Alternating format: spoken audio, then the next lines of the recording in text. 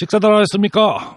올해 단풍을 엄청 기대했는데 망했다는 전망이 있습니다. 올여름 늦더위가 이어지다 보니까 단풍이 들 생각이 없는지 단풍이 늦어지고 있다는 와중에 올해 겨울이 길고 빨리 와서 단풍이 안 들고 바로 소리 맞고 떨어지는 초유의 참사를 올해 기록할지 모른다는 전망이 있습니다.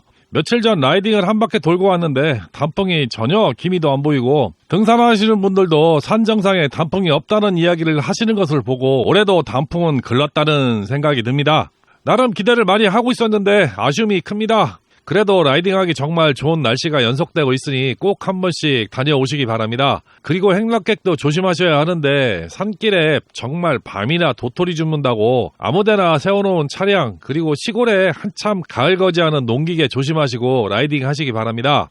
오늘 이야기는 전편에 다뤘던 유로5 플러스 영상에 이어서 못다한 이야기와 앞으로는 없어질 가능성이 아주 높은 오토바이 모델에 관한 이야기를 해보겠습니다. 앞 영상에서도 단종 모델에 관해서 살짝 다루긴 했어도 전반적인 이야기는 다루진 않았었습니다.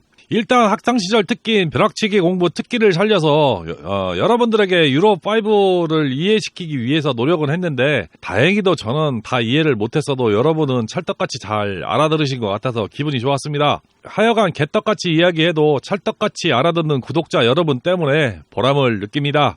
영상에 간단하게 각 회사들의 꼼수와 우리에게 미치는 영향들을 간단하게 소개해드렸는데 시간상 다 하지 못한 이야기도 포함해서 오늘은 이야기해볼까 합니다. 일단 우리나라가 빨리 유로5 플러스를 받아들이는 것에 대한 불만이 있다는 아니 의문을 제기하는 유튜버도 있었고 댓글로도 너무 빨리 유로5 플러스를 받아들였다는 이야기를 하시는 분도 많았습니다. 이에 관한 기사나 연구 논문이 많죠. 이유는 간단합니다. 지금 시행하는 유로5 플러스는 탄소 배출량 감축 등 기후환경 관련 제재들은 제가 보는 시각은 선진국의 국제무역 규제 조치라고 저는 생각하는데 많은 논문이나 칼럼에서도 그렇게 이야기하고 있습니다. 그 배경에는 임금이나 환경적 요인이 좋은 개발도상국이나 후진국들이 성장하여 국제무역시장을 주도하는 것을 막아보자는 힘있는 선진국의 농간 정도라고 표현하고 싶습니다. 현재의 미국, 영국, 프랑스, 독일 이런 나라들의 행포라고 저는 보고 있습니다. 실제 우리나라나 일본, 중국, 동남아 국가들이 이 피해를 직접적으로 보고 있는 상황이죠. 거기다 중국이나 일본은 유로4인데 왜 우리만 이란 이야기를 할 수도 있지만은 일본이나 중국은 오토바이 생산의 세계적인 탑 1, 2 수출국입니다. 오토바이는 특성상 선진국보다는 후진국 위주로 많이 사용하는 수단이기 때문에 그에 맞는 오토바이를 생산하기 위해서는 반드시 필요한 게 인증 절차입니다. 만약 일본이 유로5 플러스를 시행한다면은 유로4 오토바이를 만들지 못한다는 문제가 생기기도 하죠. 그래서 그런 나라는 유로 적용을 최대한 늦추는 이유가 되는 것입니다. 그런데 우리나라는 오토바이 생산이 지금은 전무한 상황이라서 오토바이를 외국에서 수입하는 입장이죠. 그래서 굳이 유로5 이하 오토바이를 수입할 이유가 없기 때문에 유로5 플러스를 시행하는 겁니다. 일종의 수입제재라고 보시면 편할 것 같습니다. 우리도 오토바이를 많이 수출하고 있었다면 당연히 유로4쯤 하고 있지 않을까 하는 생각이 제 생각입니다만은 이게 오토바이만 적용하는 것이 아니라 자동차 수출과도 밀접한 관계가 있기 때문에 어쩔 수 없는 부분이 있는 것 같습니다. 아무래도 자동차 시장이 크기 때문에 오토바이 시장은 포기해야 하는 시장 논리가 강하게 작용했다고 저는 보고 있습니다. 솔직히 오토바이에 관심 있는 우리야 으쌰으쌰 하지만은 일반인은 관심 있는 사람도 있지도 않고 무슨 타도 대상쯤으로 보기 때문에 이참에 아예 오토바이 없애자는 의견이 더 많을 겁니다. 진짜 오토바이 타는 우리도 반성해야 될 일이죠. 배달 라이더만 욕할 문제는 아니라고 봅니다. 제가 보기에는 도찐 개찐 상황이라고 느껴집니다. 그만큼 문화적으로 정착이 안 된 상황이라고 생각하고 있습니다. 아주 우려되는 상황이죠. 이야기가 약간 샜는데 결론은 잘하자는 이야기입니다. 이제부터는 앞으로 보기 힘들어진 오토바이에 관한 이야기를 해보겠습니다. 내용은 외국 잡지에 실린 기사를 위주로 작성된 내용이라서 확정적이나 계획된 그런 사실은 저도 잘 모릅니다. 다만 여러 내용을 추격해서 제가 추측한 내용입니다. 그냥 이렇게 진행될 가능성이 크다 정도만 보시면 될 것 같습니다. 현재 자동차는 2012년부터 유로6가 도입되어 있습니다. 우리나라는 2015년도에 도입했고요. 오토바이는 유로5 플러스가 내년부터 도입이 확실하고요. 오토바이는 2035년 유로6가 도입되기 때문에 도입 시기가 약간은 여유는 있습니다. 자동차는 2026년에 유로7이 도입된다고 합니다. 유로7은 기준도 불과 몇 년 전에 확정된 상태라고 합니다. 문제는 그 이후에는 내연기관은 사용을 못한다고 하죠. 현재 전기자동차, 수소 자동차 개발이 많이 진행된 상태고 아마도 빠르게 적용될 예정인 것 같습니다. 승용은 전기, 상용 화물은 수소 쪽으로 가닥을 잡아가고 있는 듯합니다. 미국이나 일부 선진국은 태양열로 수소를 만들어서 자동차에 사용하는 연구를 지속하고 있었고 상당히 진전되어 상용으로 사용될 만큼 발전이 되었다고 합니다. 이는 탄소 배출권과도 영향이 있기 때문에 빠르게 상용화될 것으로 판단되고 있다고 합니다. 당장 얼마 남지 않은 자동차도 유로7이 되면은 배기가스뿐만 아니고 브레이크 분진까지도 문제를 삼을 정도로 규제가 정교화되는 문제가 있어서 자동차 회사들이 많이 고민하고 있는 상황 같습니다. 유로7은 전기자동차도 규격을 맞추기 쉽지 않다는 이야기가 여기저기서 나오는 것 같습니다. 오토바이는 더 문제가 있을 것으로 추정하고 있습니다. 오토바이는 배기가스와 구조적인 한계로 인해서 더욱 환경 규제를 못 맞출 가능성이 커지고 있고 어쩌면 언젠가는 더 이상 내연기관은 사라질 운명에 있습니다. 특히 우리나라에서는 그렇죠. 그래도 오토바이 효율성 때문에 한동안 남아 있을 것 같습니다. 우리나라나 선진국에서는 내연기관 오토바이가 분명히 전기 오토바이로 바뀌어야 할 운명적 한계는 분명히 있죠. 우리도 배달 시장을 중심으로 빠르게 전기 오토바이로 바뀌고 있는 실정입니다. 그리고 판매 수량이 적은 취미 레저용 오토바이는 생산이 되어도 인증을 포기하고 수입을 안 할 가능성이 아주 높죠. 그렇지만 배달용 쿼터 이하의 오토바이들은 아무래도 수요가 많다 보니 한동안은 계속 인증을 받으며 들어올 가능성이 높습니다만은 가격 상승으로 인해서 전기 오토바이가 더 빠르게 보급될 가능성이 많습니다. 현재 전기 오토바이 보조금을 엄청 풀어서 중국산도 보조금을 엄청 받아가고 있는 실정이죠. 국내 오토바이 생산시설이 빨리 가동돼서 전기 오토바이라도 국산과 중국산의 보조금 지급에 차등을 두는 정책이 좀 많이 아쉬워지는 시점이 아닌가 합니다. 해외는 동남아나 중국을 중심으로 한 내연기관 오토바이는 계속 이용될 것으로 보입니다. 베트남이 조만간 일부 지역에 하나여 내연기관 오토바이 운행을 금지한다는 기사도 있습니다만은 모든 나라가 다 전기 오토바이로 전환은 쉽지 않을 것으로 보입니다. 전기 오토바이는 전기 인프라가 있어야 운영이 되는데 동남아나 아프리카, 중남미는 그런 나라가 많지 않아서 한계적인 요인에 의해서 어떻게든 내연기관 오토바이는 계속 살아남을 가능성이 좀 있습니다. 문제는 우리나라겠죠. 아마도 10년 이내 아니면 길어야 15년 이내에 신규 내연 오토바이는 일부 취미용 아니면은 운영이 어려울 것으로 저는 보고 있습니다. 다만 남아있는 기존 오토바이는 운행을 할 수 있을 것으로는 보고 있습니다. 아마도 30년 이내에 내연 오토바이는 점차 없어지는 결과를 보이지 않을까 조심스럽게 저는 예측을 해봅니다. 그럼 어떤 오토바이가 가장 먼저 없어질지에 관한 본격적인 이야기를 해보겠습니다. 일단 유로5가 시행되는 내년부터는 순수 공랭 엔진이 몇 종류나 남아있을지 상당히 의문시됩니다. 현재 순수 공랭 엔진으로 인증받은 메이커들은 없는 것인지 발표를 못하고 있죠. 유로5 플러스도 이럴진데 유로6가 도입되는 10년 후는 더욱 힘들어질 것으로 보입니다. 제가 조사한 바에 의하면은 유로5라도 인증을 받은 순수 공랭 엔진은 인디언 116 엔진이 유일한 것 같습니다. 할리 미러키 114, 117은 공랭, 윤행 겸용이죠. 할리는 미러키 엔진으로 오면서 예전 카브 방식의 에버 엔진이나 인젝터가 달린 트윈캠보다 즉각적이고 예민한 반응성은 많이 떨어졌다는 평이 많습니다. 당연히 스로틀이 케이블에서 전자식으로 바뀐 것이 원인이기는 합니다. 전자식 스로틀이 뭔가 모르게 약간은 딜레이가 있는 감이 없지 않아 있는 것이 사실이기 때문이기도 한데 사실 엔진 반응성도 그리 좋지는 못하죠. 롱스트로크라서. 그게 연료와 엔진을 때려 넣는 엔진과 연료도 조금 넣고 공기도 제한적으로 조절해야 하는 엔진과는 차원이 다른 반응성과 감성이 좀 있습니다. 그러다 보니 배기 사운드도 엄청 감소하고 거기다 더해서 중통까지 통과를 한 배기는 감성을 만들어내지 못하는 한계는 분명히 있습니다. 다만 좋아진 것은 오토바이에 앉아서 듣는 엔진 소리가 엄청 부드러워졌다는 것 정도는 있습니다. 예전에 에버 엔진 처음 앉아보고 엔진 소리가 이거 엔진 부서지거나 고장난 엔진 아닌가 할 정도로 거친 엔진음이었습니다만은 요즘 이렇게 엔진은 90년대 혼다 엔진 소리 비슷한 것 같습니다.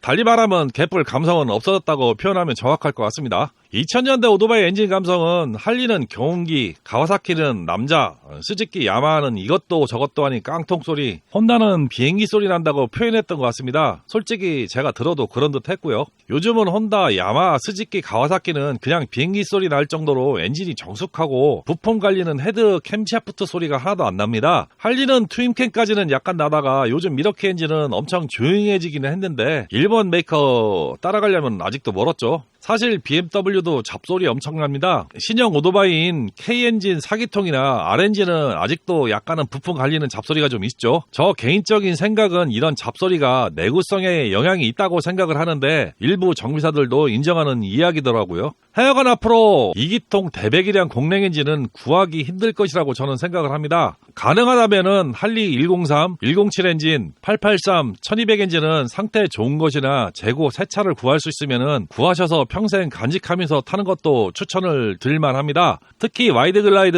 로드킹, 브레이크아웃, 팻보이, 로글, 스글, 일렉트라급은 감성을 좋아하시면은 그 가치가 충분히 있을 듯 합니다. BMW는 R엔진 공랭이 감성이 좋다고 하는데 저는 별로라서 추천은 못할 것 같고 4기통 1000cc로 만들어진 S1000RR, S1000XR, 6기통 K1600 정도가 앞으로 없어질 위험에 처한 모델이 아닌가 보고 있습니다. 알티나 GS는 베스트셀러 모델이라서 어떤 수단과 방법을 가리지 않고 명맥은 이어나갈 것이라고 저는 생각을 합니다. 일본산 메이커도 혼다 4기통 공랭 CB1100, 순행 CB1000, 650, 400 엔진은 앞으로 보기 힘들어질 엔진이라고 생각을 합니다. 야마하는 순행 4기통 중에 R1, R1M, R6, FJR 1300, MT10SP 정도는 평생 가지고 있을 만한 모델이 아닌가 생각을 합니다. 스즈키는 4기통 순행 하야부사, R1000R, S750 정도가 가치가 있지 않을까 생각을 합니다. S750이 운동 성능이 상당히 좋은 차량입니다. 스즈키는 최근 개발된 K5 1000cc 모델은 라인업을 넓히는 것으로 보아 당분간 없어질 엔진으로 보이지는 않습니다. 가와사키는 4기통 닌자 H2SX, ZX10R, ZX4RR, Z900RS, 공랭인 W800 정도가 있습니다. 인디언은 무조건 116 엔진을 탑재한 스프링필드나 치프테인 정도가 가치를 인정받지 않을까 합니다. 그 외에 두카티나 트라이언프 공랭 대표 모델이나 V4도 계속 찾는 사람들이 있지 않을까 조심스럽게 예상을 해봅니다. 이 중에는 벌써 단종돼서 없어진 모델도 있고 단종 예정된 모델도 있고 제가 또 그냥 찍은 모델도 있습니다. 감안하시고 참고하시고 보시기 바랍니다. 아마도 없어지지 않고 유지되는 모델들은 유지 운영하기 편할 것이고 없어질 모델들은 시간이 지나면 희귀성으로 평가받아서 가치 있는 모델이 되지 않을까 합니다. 다음은 구입 타이밍이겠죠. 언제가 좋은 타이밍일까요? 새 차로 구입하실 분들은 지금이 아주 적절한 시기가 되지 않을까 합니다. 요즘 각 메이커에서 미친듯이 세일을 하고 있죠. 올해 안에 처분 못하면 정말 1kg짜리 중고 만들어야 할 절체절명의 시간을 보내고 있는 것도 많죠. 하여간 잘 보고 있다 올 연말 기점으로 폭탄을 누가 먼저 던지냐 눈치 싸움을 하고 있을 것으로 보입니다. 아마도 라이딩 시즌이 끝나는 11월 중순이면은 답이 나올 듯 하죠. 이때 되면은 인정사정 없이 세일할 것으로 보입니다. 지금도 뭐 기회가 없다 마지막이다 뭐 재고 땡이다 그러는데 재고 많습니다. 지금은 시즌이라서 살살 시동만 걸고 있다고 저는 장담합니다. 재고 많은 메이커들은 그때는 볼장 다 본 것이기 때문에 막 던지지 않을까 조심스럽게 예상을 해봅니다. 또 실적을 맞추기 위한 것도 있고 회계연도가 넘어가고 재고 부담을 털고 해야 해서 엄청 세일을 할 것으로 예상을 하고 있습니다. 눈치 잘 보시고 줍줍 하시기 바랍니다. 지금 조건 좋다고 떨컹 사면은 바보죠. 중고도 괜찮은 분들은 이런 피딩 타임이 지나면은 분명 중고 시장에 타격이 있을 겁니다. 분명 1000만원 이상 세일해서 세일 플러스에서 평생 소모품 교환권이면은 타이어 몇 번만 갈아도 4,500만원인데 1000만원 이상 가치가 있죠. 거기다 워런티 1년 연장하면 이것만 100만원 넘게 하는데 2, 3년 마일리 무한 적용한다면은 그것도 한 500만원 되는 돈입니다. 거기다 옵션 무상 장착에 크레딧까지 포함하고 무이자 할부까지 더하면다면은 거진 한 3,000만원 깎아주는 것 같은데 그렇게 되면은 중고시장에선 절반 가격에 거래가 돼야 하는데 실상은 그렇지 않죠. 1년 이내 만 킬로 이쪽 저쪽이면은 한 1,500만원 이짝저짝 빠진 중고 가격으로 판매를 많이 합니다. 그렇게 사면은 우리가 손해보는 거죠. 소비자는 이런 경우는 새 차가 훨씬 유리한 조건이 될 수도 있습니다. 중고차 딜러가 2,000만원만 빼고 그 차에 인수하지는 않을 겁니다.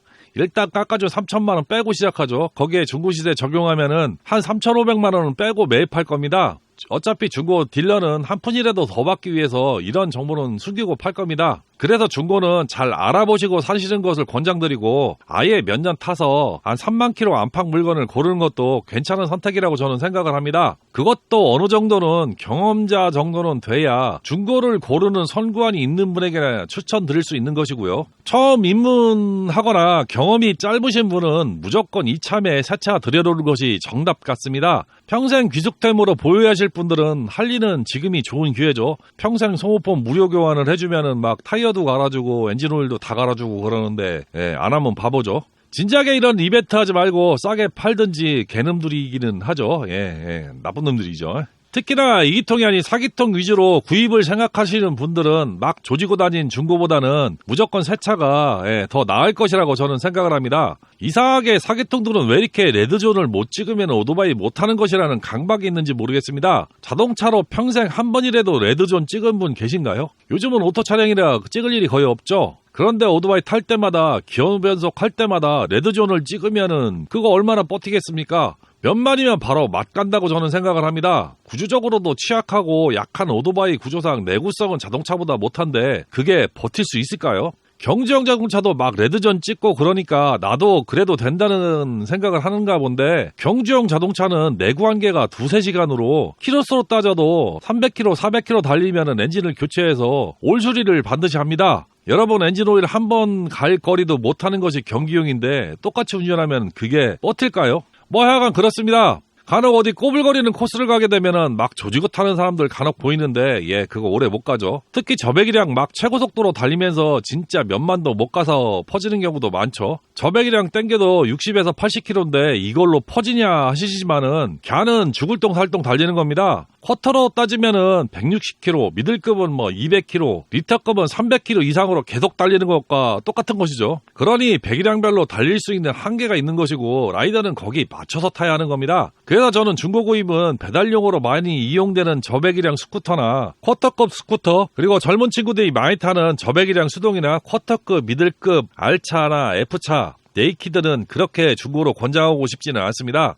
오래 타실 거라면 무조건 신차가 좋다고 생각하는 편입니다. 특히 스쿠터는 배달 환경에서 정차나 급출발이 많고 아이들링 운행이 많은 경우는 어떤 오토바이도 못 버팁니다. 제가 배달 라이더에게 들은 이야기로는 한 3만에서 5만 정 이상 버티는 엔진이나 구동계를 가진 오토바이는 많지 않은 것으로 알고 있습니다. 저도 10년 전 300cc급 스쿠터를 한 5만 탄 것을 저렴하게 구입해 봤는데 결과는 걸레였죠. 오자마자 휠, 구동계 다 털어내고 정비해서 탔던 것 같습니다. 그리고 한 3년 타고 구동계 다 털어내고 수리해서 후배에게 보냈던 나쁜 기억이 있습니다.